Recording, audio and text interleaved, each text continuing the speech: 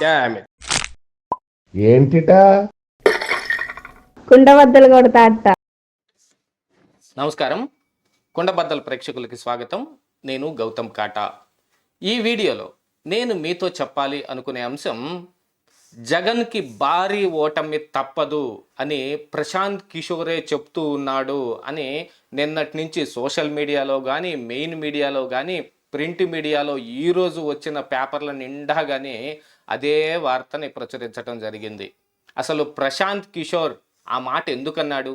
నిజంగానే కేసీఆర్కి పట్టిన గతే జగన్మోహన్ రెడ్డికి కూడా పడుతుంది అని ప్రశాంత్ కిషోర్ అంత కరాఖండిగా ఎలా చెప్తూ ఉన్నాడు అనంటే, యాజ్ యూజువల్గా ప్రస్తుతం ఆంధ్రప్రదేశ్ రాష్ట్రంలో నడుస్తున్న ప్రజల మధ్య ప్రాచుర్యంలో ఉన్న జగన్మోహన్ రెడ్డి వ్యతిరేక పవనాలు ఏవైతే ఉన్నాయో వాటిని అందరు విశ్లేషకులు దాన్ని విశ్లేషిస్తున్నదే.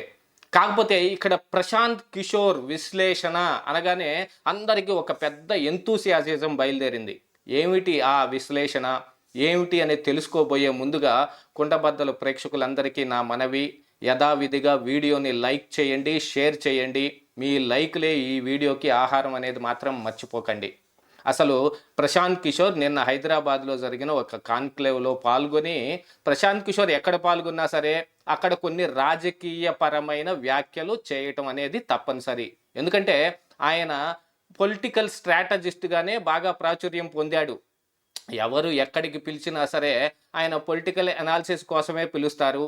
ఇదే ప్రశాంత్ కిషోర్ ఇంతకు ముందు పొలిటికల్ స్ట్రాటజిస్ట్గా వైఎస్ఆర్ కాంగ్రెస్ పార్టీకి చేయటం జరిగింది. అప్పుడు పుట్టించిన కొన్ని పింక్ డైమండ్ కావచ్చు, కోడికత్తి కూడా ఈ ప్రశాంత్ కిషోర్ ప్లానే అని కూడా అందరూ చెప్పుకుంటూ ఉంటారు. కాకపోతే అందులో నిజాలు ఇంకా బయటపడలేదు. ఆ నిజాలు బయట పడతాయని అసలు జగన్మోహన్ రెడ్డి కనీసం కోర్టుకు కూడా అటెండ్ కాకుండా 5 సంవత్సరాల పాటు ఆ కోడికత్తి సీనుని జైల్లోనే మగ్గేటట్టుగా చేశాడు. మొన్ననే బెయిల్ వచ్చి విడుదలై బయటకు వచ్చారు. కానీ ఆ విషయమై ఏం మాట్లాడకూడదు. ఎందుకు?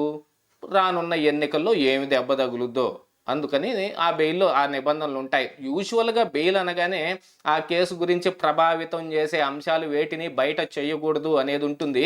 కానీ ఎవరు పట్టించుకోకుండా జగన్మోహన్ రెడ్డి ఎంత బెయిల్ మీద ఉన్నా కానీ నన్ను అసలు అనవసరంగా లోపల పెట్టారు అని ఇలాంటివి చాలా చెప్పాడు కదా. అప్పుడు ఎవరూ పట్టించుకుని వాళ్ళు 3000 పైచులకు వాయిదాలకే అటెండ్ కాకపోయినా కూడా ఎవరు ఏం మాట్లాడని వాళ్ళు మరి ఇప్పుడు మాత్రం దీని మీద మాత్రం ఏదో ఒకటి మాట్లాడేస్తూ ఉంటారు. ఇక అసలు విషయానికి వస్తే, జగన్మోహన్ రెడ్డికి అంత భారీ ఓటమి తప్పదు అనంటే భారీ అంటే ఎంత భారీ? ఇప్పుడు తెలుగుదేశం పార్టీ 23 స్థానాలకు మాత్రమే పరిమితం అయిపోయినట్టుగా ఆయన కూడా 25, 20 మధ్యలో స్థానాలకే పరిమితం అయిపోతాడా? భారీ అంటే మరి అలాంటిదే కదా. జగన్మోహన్ రెడ్డికి భారీ గెలుపు సాధించగలటం ఆయన వంతైంది గత ఎన్నికల్లో. అంటే 151 సీట్లు సాధించాడు అనేది. అలాంటిది ఇప్పుడు భారీ ఓటమి అని అంటే ఆల్మోస్ట్ అలాగనే కనపడుతుంది. 20కి పైన వచ్చే అవకాశమే లేదు అని. రఘురామకృష్ణరాజు కూడా చానాళ్ల కిందటి నుంచే మా పార్టీకి, అంటే ఆయన అప్పుడు పార్టీలో ఉన్నప్పుడు, ఇప్పుడు లేడనుకోండి, ఈ పార్టీలో నేను ఉండనని బయటకు వచ్చేయటం జరిగింది. కాకపోతే ఆయన ఆ పార్టీలో ఉన్నప్పుడు చెప్పాడు, మా పార్టీకి 15 నుంచి 20 స్థానాలకు ఎక్కువ వచ్చే అవకాశమే లేదు అని. అది భారీ ఓటమి అని అంటే అలా ఉంటుంది. మరి కేసీఆర్కి పట్టిన గతే పడుతుంది అనంటే అందులో ఇంకా వెనక మర్మం ఏముందో, రానున్న గవర్నమెంట్ జగన్మోహన్ రెడ్డి విధానాల మీద ఏదైనా కేసులు పెడుతుందనే, ఇప్పుడు ప్రస్తుతం కేసీఆర్ అనుభవిస్తున్న ఏ బాధలైతే ఉన్నాయో అవన్నీ జగన్మోహన్ రెడ్డికి తప్పవనే, లేదు మళ్ళీ రేపు అసెంబ్లీకి గనక జగన్మోహన్ రెడ్డి వస్తే అంతకుముందు చంద్రబాబు నాయుడికి జరిగిన అవమానాలు మొత్తం తిరిగి జరుగుతాయనో, ఏదో మొత్తానికైతే కేసీఆర్కి పట్టిన గతి ఆయనకి పట్టక తప్పదు అని విశ్లేషిస్తూ ఉన్నాడు.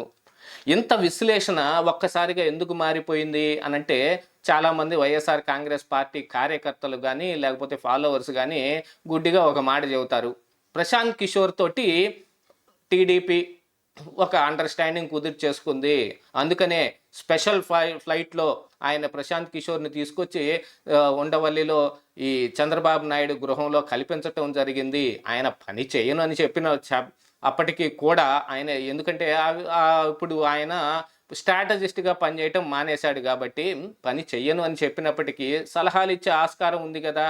దానిలో భాగంగానే ఇప్పుడు ప్రశాంత్ కిషోర్ కూడా చంద్రబాబు నాయుడు పెయిడ్ ఆర్టిస్టుగా మారాడు అనే వాదన ఒకదాన్ని తెరపైకి తీసుకొచ్చి పెట్టారు. మరి వైఎస్ఆర్ కాంగ్రెస్ పార్టీకి బోల్డ్ ఎంతమంది పెయిడ్ ఆర్టిస్టులు ఉన్నారు, ఎంతమంది ఉన్నారు అనేది లెక్కే లేదు. కొత్తగా వస్తూ ఉంటారు, పాత వాళ్ళని తీసేస్తూ ఉంటారు. అంటే శ్రీరెడ్డి చెప్పింది కదా అప్పుడు, మాకు కూడా ఏమన్నా ఇస్తే మేము బతకలేకపోతున్నాం, నిన్ను మోసి మోసి ఆ భారం మోయలేకపోతూ ఉన్నాం, మాకు బతుకే కష్టంగా మారిపోయింది అని చెప్పుకుంది. ఆవిడ స్వయాన ఫేస్బుక్లో వీడియో పెట్టుకోవటం కూడా జరిగింది. అవన్నిటినీ తీసేస్తే ఇప్పుడు కొంతమంది కొత్తగా చేరుతూ ఉన్నారు. ఆ కొత్తగా చేరుతున్న వాళ్ళల్లో కానీ న్యూట్రల్ పర్సన్స్ అనే పేరుతో జరుగుతున్న దానిలో కానీ మొత్తం పెయిడ్ ఆర్టిస్టులే ఉంటారు. ఇక బీజేపీ టీడీపీల పొత్తు కూడా ఇంకా ఏం పొసిగినట్టుగా ఏం కనిపించటం లేదు. జగన్మోహన్ రెడ్డి కూడా ఆ పొత్తు పొసక్కుండా, అంటే కేంద్రం నుంచి అందే సాయం ఎలా ఉంటుంది అనేది జగన్మోహన్ రెడ్డికి బాగా తెలుసు. 2019 నాడు ఆయన గట్టిగా అనుభవించాడు. అలాంటి పరిస్థితులన్నీ ఇప్పుడు చంద్రబాబు నాయుడుకి సహకరించటం మొదలుపెట్టాయి అని అంటే జగన్మోహన్ రెడ్డి ఎలా తట్టుకోగలడు? అందుకని ఆ పొత్తు పొసక్కుండా చేస్తూ ఉంటే ఎదురుగా ఇలాగా ప్రశాంత్ కిషోర్ లాంటి వాళ్ళు మాట్లాడుతున్న మాటలు ఇప్పుడు ఆయన కంటగింపుగా తయారై కూర్చున్నాయి. ఇప్పుడు ప్రశాంత్ కిషోర్ను కూడా ఒక పెయిడ్ ఆర్టిస్ట్ చేసి పారేశారు.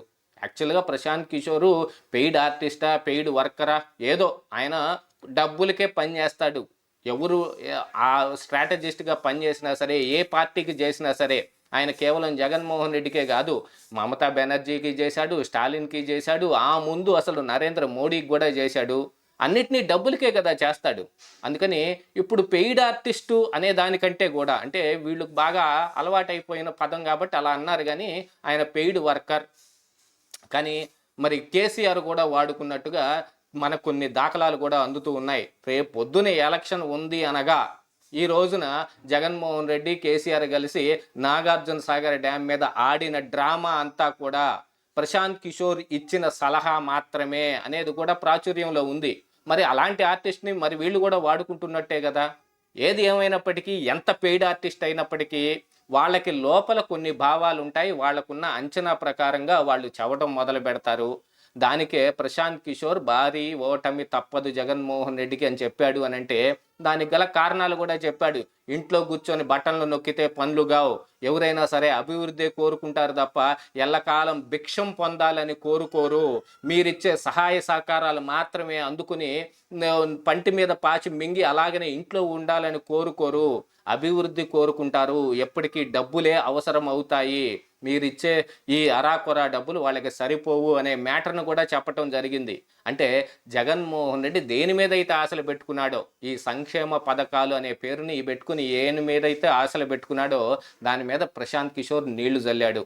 మొత్తానికి ఏమైతే మాత్రం ప్రశాంత్ కిషోర్ని నిలువరింపజేయడానికి ఇంతకుముందు జగన్మోహన్ రెడ్డి చేసిన ప్రయత్నాలు మొత్తం అవి ఏమీ ఫలించలేదు. ప్రశాంత్ కిషోర్ తిరిగి మాట్లాడుతూనే ఉన్నాడు. దాంతోపాటుగా టీడీపీ ఘన విజయం సాధిస్తుంది, అదే టీడీపీ జనసేన కూటమి ఘన విజయం సాధిస్తుంది అనే అర్థం వచ్చే విధంగా జగన్ భారీ ఓటమి తప్పదు అనేది మాత్రం ఖరాఖండిగా చెప్పేశాడు. ఇదే ఈరోజు కుండబద్దలు.